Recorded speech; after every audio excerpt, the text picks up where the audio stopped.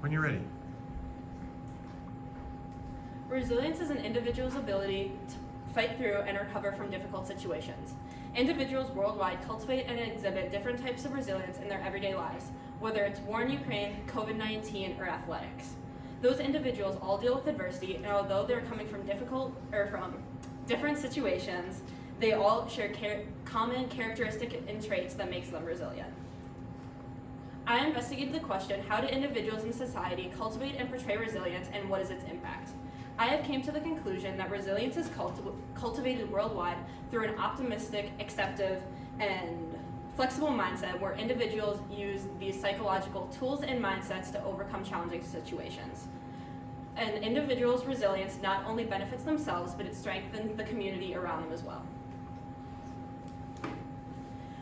Resilience is portrayed in many ways, but typically there are common traits and characteristics that tie some of the most resilient people together. According to Elaine Zimmerman at the New York Times, these traits include optimism, a good moral compass, and cognitive and emotional flexibility. For example, a resilient person typically will try to look on the bright side of things. They have a good distinction between what's right and wrong, and according to author and professor Stephen M. Southwick, they can accept what they can't change and focus on what they can change.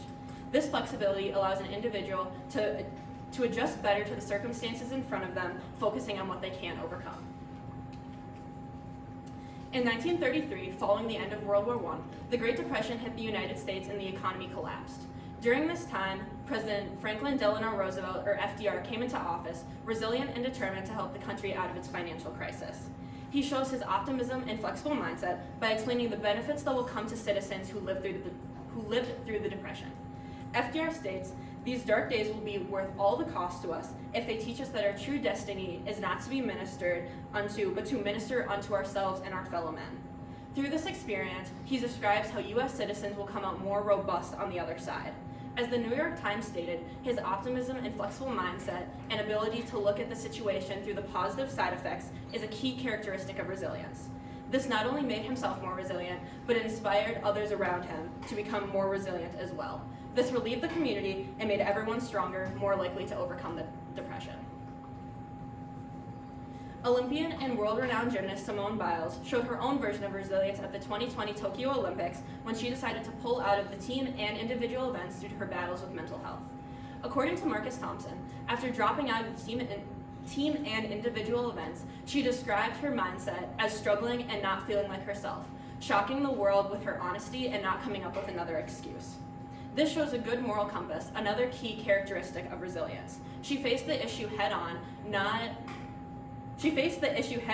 telling herself and the public the truth, putting herself in a more optimal position to overcome her challenges.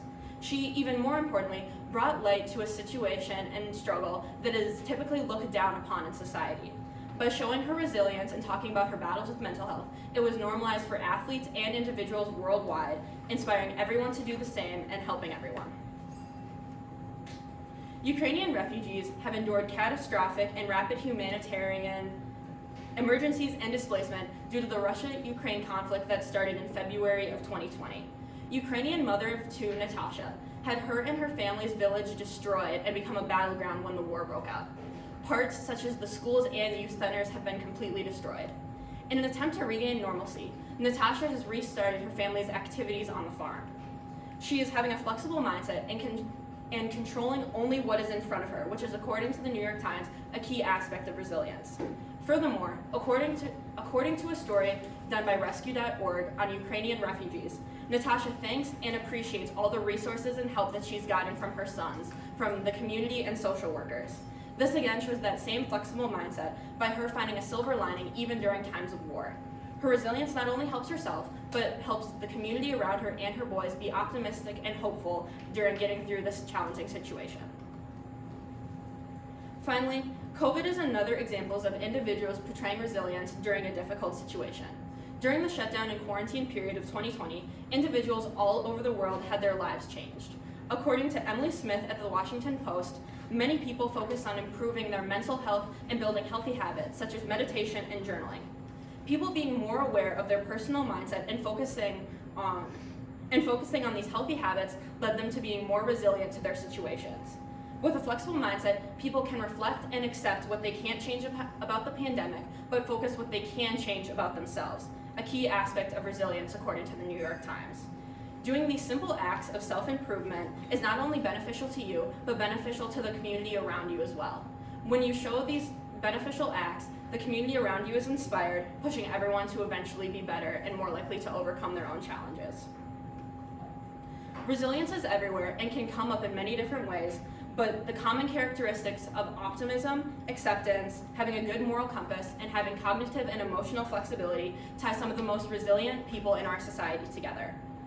By acting out these characteristics and being resilient, not only does the individual benefit, but the community around them benefits as well, making everyone more likely and able to overcome their challenges. All right, thank you. What evidence did you gather that you didn't include, and why did you choose not to include it in your presentation?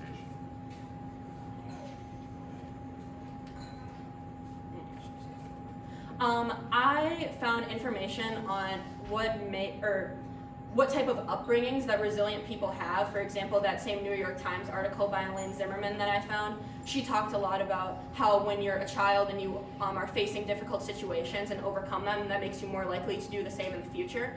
And I decided not to include this because I really wanted to focus on the characteristics that people are portraying while they're going through their notable resilient examples, and I didn't think that talking about necessarily an upbringing or how that was inspired them to become was going to be beneficial to my overall conclusion. Okay, thank you. What are the implications of the findings to the community?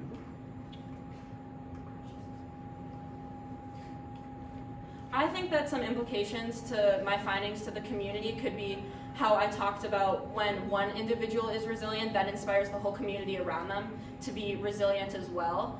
When Elaine Zimmerman in the New York Times talked about how having this flexible mindset and accepting what you can change makes you even more able to focus on what you can, that I think can be very applicable to the community as a whole, because if everyone's kind of focusing on the things that they can't change, then no one's going to be able to make progress, and as a whole, progress will come as a community, and everyone focusing on what is able to be changed will help the community as a whole in overcoming whatever struggle is in front of them.